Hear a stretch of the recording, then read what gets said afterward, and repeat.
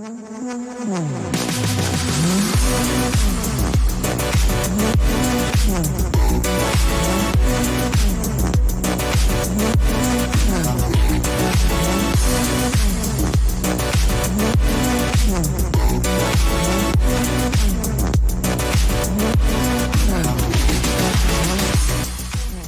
everyone. I'm Hannah. And I'm Emily. And we're the hosts of the I Don't Think So podcast.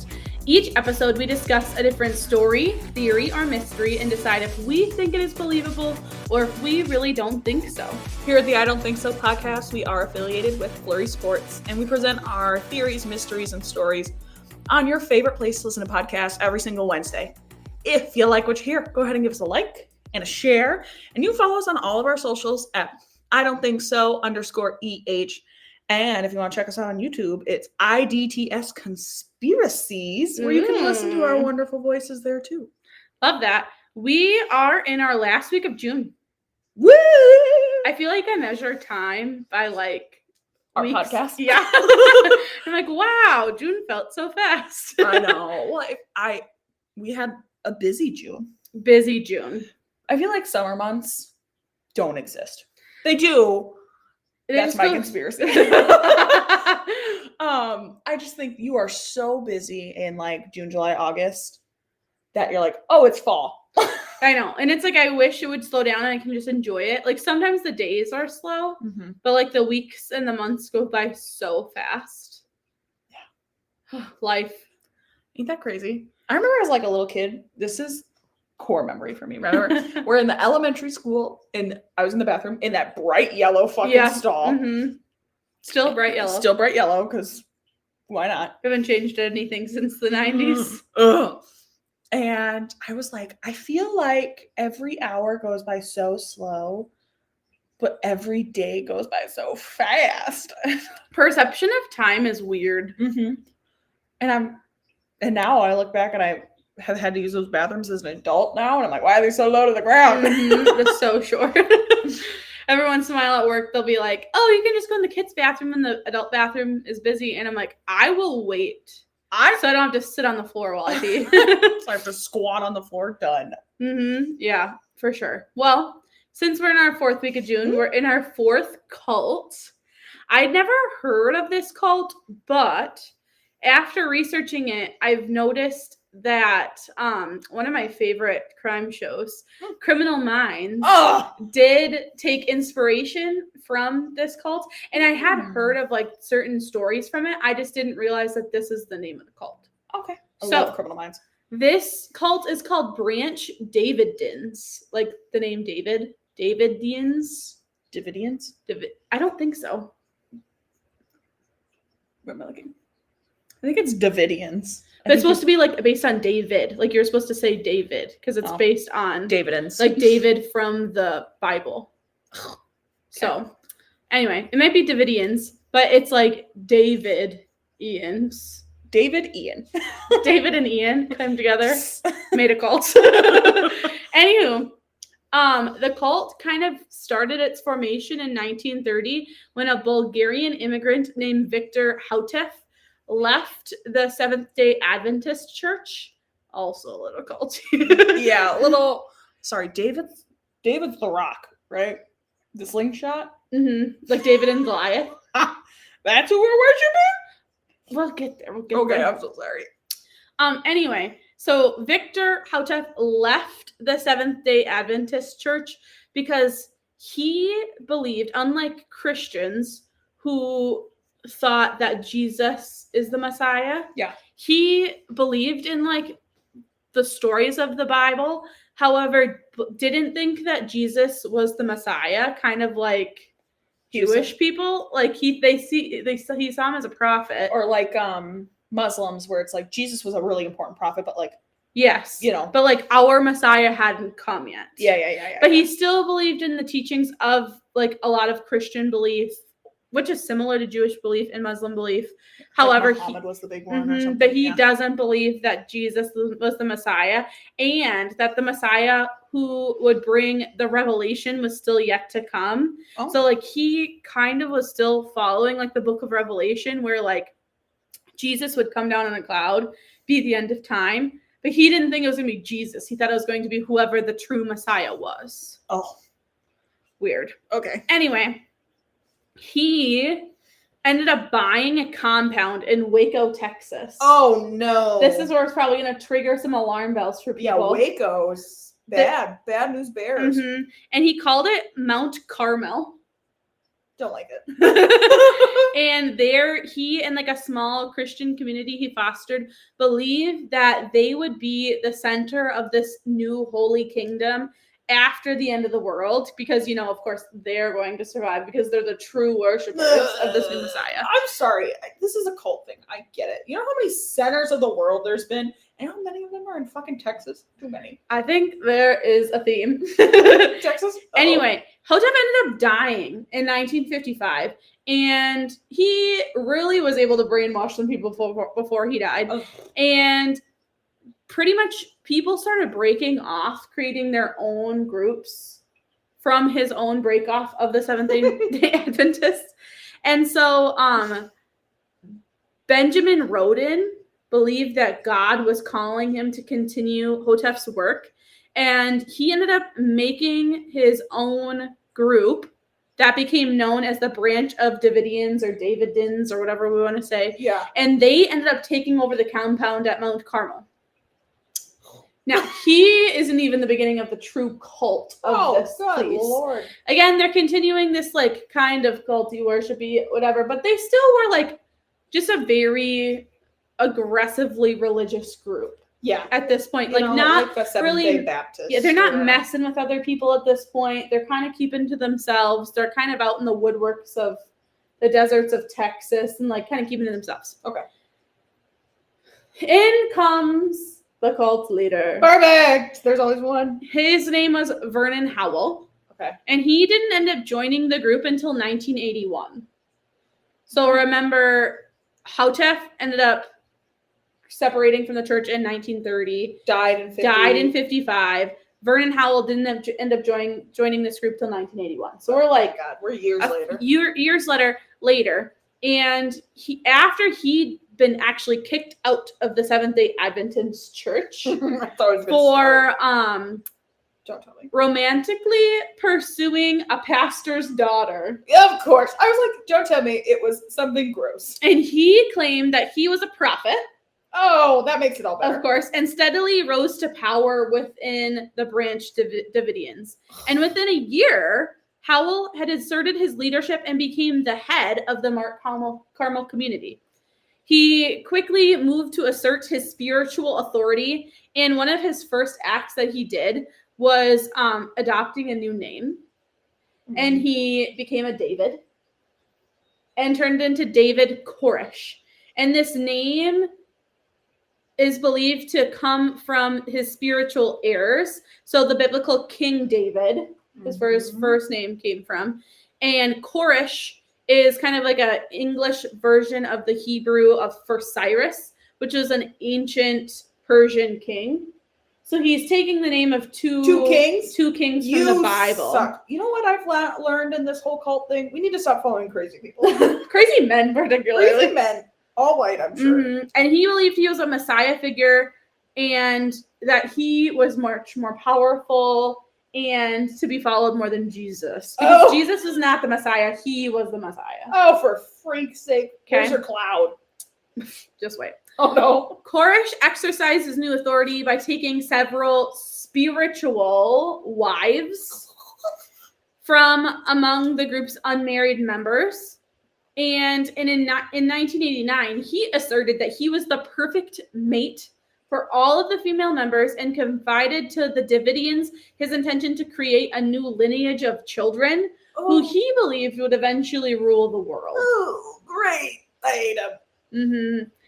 Koresh's interpretation of the Bible rested largely on identifying himself with like the lamb that's mentioned in Revelation 5. So traditionally the lamb is identified with Jesus, but Koresh distinguished like between them. So he's like, there's Jesus and then there's me. I'm the lamb.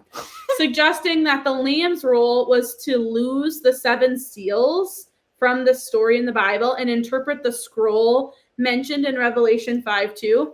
and thereby bringing forth like the end of time with Christ. And he would be like, so Christ's time would be done, and then he would be stepping in as this new Messiah, because we're technically still in this time of Christ. Oh, for because sake. Christians are following like different Christian beliefs. He's like, yeah, that's gonna be done. I'm the true Messiah.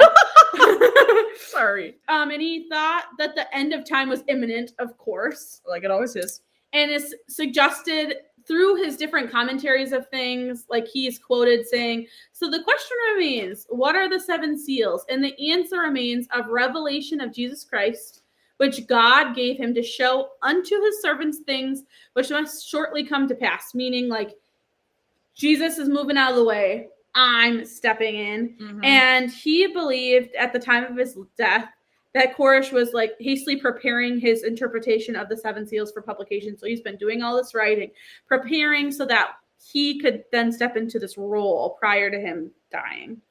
Okay. So going back to his wives, because he's a creep. Oh, good. Also, why are we all rushing the end of the world? Like, why is everyone like... I think it's one of those things where we always see bad things happening throughout our world.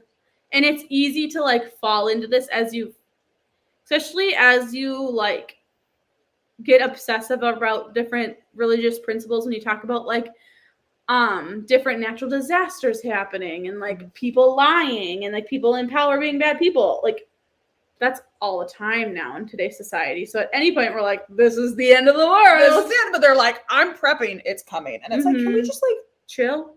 Relax a little bit? Or like, do you remember the one that I was talking to you about the cow? Yeah. Baloney things happening and like Jewish religion, and it's all like, once we kill this cow, that's like the beginning of the Antichrist. And I'm like, why don't we just not? We don't have to kill it. Like, can I just like cut a chunk of hair off and then like the Antichrist doesn't have to come? That's kind of where I'm at. So anyway, because of Koresh's spiritual wives, many of them were teenagers. Ugh. And he was accused of child abuse by a former member and an anti-cult activist. Oh. So a lot of investigation started to come about through the state of Texas to this like branch of Davidians. And Howell was now Koresh believed he was the Messiah. He also believed that any of his offspring would be as holy as well. So he fathered at least 13 children with various women in the group, many of whom were underage. And these allegations were kind of aired in a 1992 trial, which an ex-member sought custody of his daughter. And coupled with Koresh's launching of a retail gun business, these child abuse charges kind of began to like attract the attention of legal authorities, and the state of Texas was trying to find a way into his compound, pretty much. I remember this episode of Criminal Minds now. Mm-hmm, perfect. Mm-hmm. And so although this itself was illegal, the government also caught wind that the group was stockpiling weapons for this like quote unquote apocalypse. So on February 28th, 1993, the Bureau of Alcohol, Tobacco, Firearms, and Explosives attempted to raid the compound, which resulted in like a gun battle between the agents and the Branch Davidians. And several people were killed on both sides. Jesus. But this pretty much seemed to be unsuccessful. The government wasn't able to get into the compound. And so at that point, the FBI stepped in. The BAU. The BAU, if you will. Love that. And this resulted in a 51-day standoff where the FBI surrounded the compound with military tanks and antagonized those inside with loud music, bright lights, and flashbang grenades. When 60 hours of negotiating with Koresh came to nothing, on April 19th, the FBI ended up raiding the compound with armored tanks and tear gas. And it's uncertain how it happened, but like pretty much they started firing back and forth. They're not sure exactly who made the first shot, but a blaze of about 76 of the 85 Branch Davidians people ended up dying. So including Koresh, the leader. Kind of had it coming, man. Mm-hmm. So there's 9 people who survived. Oh my god! That were at the compound. A few survivors of the raid were tried in court, and they were found not guilty of the murder of the AFT agents.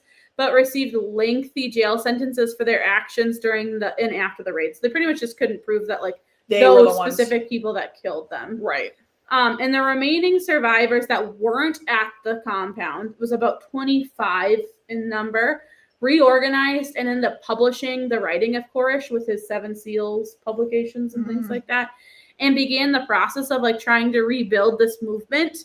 And by the end of the 1990s, it had more than doubled in size, though there's like no clear leader among the group. And what's kind of crazy is that this brought about a lot of like scrutiny from the public. It kind of forced people into this conversation, stating that like the government had like overstepped its reach, violating like the freedom of religion. And it's said that Timothy McVeigh and Terry Nichols, who had planned the 1995 Oklahoma bombings, as part of response to the government's actions in Waco. Oh. And so the bombings were committed on the 2nd anniversary of the siege's end, stating like they felt it was unfair that the government had like overstepped pretty much. To that, I would say he was literally assaulting children. Mm-hmm. Yeah, exactly. Like, do I think 70-something people should have died because he's a fucking creep? Probably not. But also, if you're going to commit horrific acts against children, mm-hmm. I think the government not only has the right, but should and needs to step in. I think, and that totally makes fucking sense to kill more people because especially kids during the Oklahoma City bombing. There was a daycare. Yeah. Like they killed so many people with nothing to do with it. No. And so it's said that the Branch Davidians still exist today in Waco, and many of them believe that Koresh and the followers killed in the fire will eventually be resurrected during the Revelation. So that kind of ends the story of this particular cult. What I found interesting is the amount of references within pop culture, and I do feel like there's still... Like, I feel like this specific act does have an impact on how different religious organizations are, like... Moderated now? Moderated, but specifically, like, intervened on today. Like, I think about some of the other, like, documentaries and things, like... Nexium. Or no, I was thinking about when we watched, like...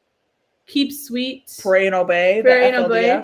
Like in there, how their government's trying to step in to stop these, like this child abuse and stuff, but it's like a very tricky line to walk. And it's similar to this where this leader is like raping children. Yeah. And having kids with them. And it's like these young kids who have babies and they're trying to take them into custody, but they're like, no, he's my husband. And then their own parents are like, yep, we signed off on them being married. And there's still so much, it's such a hard line to walk when these parents are allowing their children to be victims of this crime. Yeah. Pretty much. It's like, well, he's married to her. Yeah. And it's like, yeah, and she's 15. And we're trying to like prepare for the end of times. And my child was selected to be part of this holy group. And it's like, oh my God. Your child was not selected to be a part of a holy group. Your He's child was selected by a pedophile. Mm-hmm, exactly. And like, I can understand like getting sucked into things, but it's like at some point you got to raise your fucking head and like protect your children. 100%. So I guess I didn't know a lot of the backstory to the whole Waco thing. No, I feel like Waco, Texas is such like a synonymous, like you think of like gunfight, government, people dying, and you know it was like shitty. But to be honest with you, I didn't know a ton of the backstory except for what I saw in Criminal Minds. I know. And I'm like, oh, I have to cover this. And there's a few different episodes where it references like similar pieces of the story. Yeah, you hear, I think the town of Waco is synonymous with this event at this point. Like you'll hear in crime shows or documentaries, like this is the next thing since Waco. And like, you call it Waco now. Like, you don't call it the Branch of Davidians shootout. Right. It's like, it's synonymous with that town. Or even the Mount Carmel, which is what their, like, compound was called. You know what I mean? Right. It's not called that. You know, I think that's crazy. Again, what have we learned? Be careful. Like, obviously, if you want to have faith and find something to believe in, do that. Within reason, you know? Within reason. I mean, maybe you don't need to believe in anything that strong.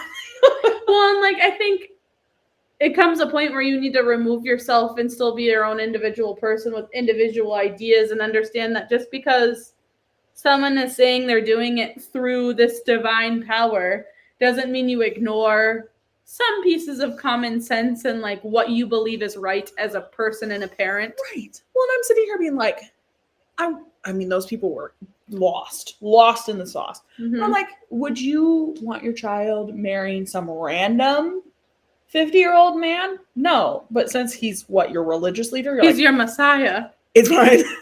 Hoofda. What is wrong with you? You need therapy. Mm-hmm. Can you imagine coming out after that? No. And I mean, like, we need to regroup and rally the troops. And there's still people that are like waiting. Ugh. Also, I love every time that they're like, because that's like a theme with cults, you know, right? Where they're like, I'm a Messiah. I'm the next Jesus Christ. I am God. Mm-hmm. And then they die. And everyone's like, And everyone's like, all right, scramble and we'll find another thing to believe in. Like, that they didn't actually die. They're being reincarnated by this person. Or they're going to come back during the revelation. They're just preparing. They're just getting my spot ready. And it's like, that's not true. Well, I think of like, we've alluded to it a few times, the FLDS and the documentary, the Keep Sweet, Pray and Obey. If you haven't seen it, it's a good watch. It's sad. Yeah. But it's a good watch. Like Warren Jeffs and his dad. Yeah. His name. Robert. Or was it Robert? Is Warren the dad? This is a Googleable question. Anyways, the dad was supposed to be like the last leader. And then he ends up dying. And then he died. Son takes over. Yeah, it's just really sad to hear about this same abuses happening in all these different groups, hiding behind this like divine power or something like that. Roland Was the dad? Nope. Who the hell? So Warren is the guy who's like in charge of it from prison now. Mm-hmm. What's your dad's name? Oh, it is Roland. Yeah. Robert. Yeah, Roland was supposed to be like the last one, and then he died, and everyone's just like, wait a minute. And so I also, the fact that then Warren took over all of Roland's wives, one of them being his own mother. I should laugh. That's not funny. I just think like, can you imagine that conversation? Side note. I was just looking up, like, Dan and I had this conversation, and we were talking about it. So I was just Googling it the other day because when we had to go get our marriage license, you can be very closely related. Yeah, I know. You have to just be like second cousins in the state of Wisconsin to get married. That feels closer than it Or if the woman is over 55, then you're good. It doesn't matter? They just don't want you to reproduce. Ew. So like it said, like you can be closer in relation if the woman is over 55. Ew. Is that not gross? So what you're saying is like you just don't want siblings boning. We don't want siblings boning, but you can bone if you're not going to reproduce. Could ready? We're falling down a wormhole. What if she has a hysterectomy? Then does it matter? Maybe you can apply for like a special marriage license. Like there no need to fear we will not have babies because she can't. Right. One, here's the thing. Ew. You don't have to get married to fuck your cousin. You know, this is just like tax purposes. That's crazy. This is just like. So, do you have no shame to walk into a marriage certificate license and they're like, are you further than second cousins? And you say, no. Well, and what's at least further than second cousins? Because you can be second cousins. And what got me is when Dan and I went in to get our marriage license, they asked us that and we laughed because we're like, haha, this is a joke. This has to be funny. Not a joke, not a joke. And then what's worse is she goes, you would be surprised. No. How many times we've had to stop this process at this point because The answer is yes. And they're like, oh, I just thought it couldn't be your brother. And I'm like, no, you don't. Like, that's not true. And she's like, I'm not kidding. How do you not Google that? I wish I was kidding. You have access to as much information as you could possibly ever need. Also, the amount of prep you have to do to get to the point of applying for, like, you had to pull out your birth certificates. You had to bring other forms of identification. You have to find a checkbook, which is, like, not something you just, like, have usually. Like, this is a lot of forethought. I don't just carry my checkbook in my purse. So I had to, like, find my checkbook. I had to find all this documentation. I had to get all this stuff ready to go into the thing. And you didn't happen to look, like, you had to look at the rules to see what you had to bring. You never looked and went, it has to be second or farther and you're away. Like, shucks. And you're like, damn. Also, no one said anything to you, like, in your family? Your family's fucked. I just need you to know, if I tried to even, like, remotely hit on a cousin, our family would burn me at the stake, and then if I still lived, banish me. Like, there would be no. There would. You know where you don't find your future husband at a family reunion. Except for we were talking about this the other day. Ready for this? Because there's this family reunion that Hannah and I get invited to every year. Our whole family does. Mm-hmm. It's called the Jensen Picnic, and mind you, you could marry a few people there because they're so far down the line. Jensen is my grandma's mom's mate. So my our great grandmother's maiden name. Mm-hmm. So, like, distinct. We're talking, like, I could marry 99% of the people there. Yep. But there's just a line you don't cross. Like hell, I'm never going to say, where'd you meet your boyfriend? Where'd you meet your husband? At a family reunion? No. Mm-mm. I couldn't even imagine. No. That's what I'm saying. For you to get to the point where you're going to a marriage office to get the license, and that's when you find out you can't get married? I feel like you were hoping to pull a fast one on someone. Also, this is bad. At that point, this lie. Yeah. No, we're good. Oh my God. They're cousins. Yeah. No, that was wild to me. And we're like, well, good thing we're not related at all. Don't have that problem. You're going to have to track us back to Mary and Joseph. No, who are the first ones? Adam and Eve. Mary and Joseph. Sorry, Jesus' parents. Oh my God. Well, that wraps us up, I think, for Cult Month. Cult Month. What we've learned: don't marry your cousin. Don't marry your cousin. Don't marry children. Don't marry children. And use a couple, like, just, if you ever think this seems a little fishy, probably is. Probably. Stop putting crazy people in charge. Mm-hmm. If they claim to be the second Messiah, run. Just get out of there.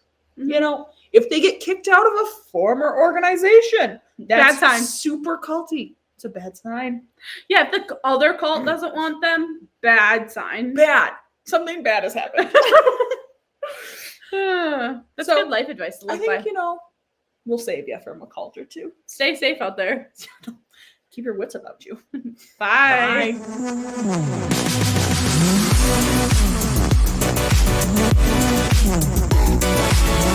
Bye.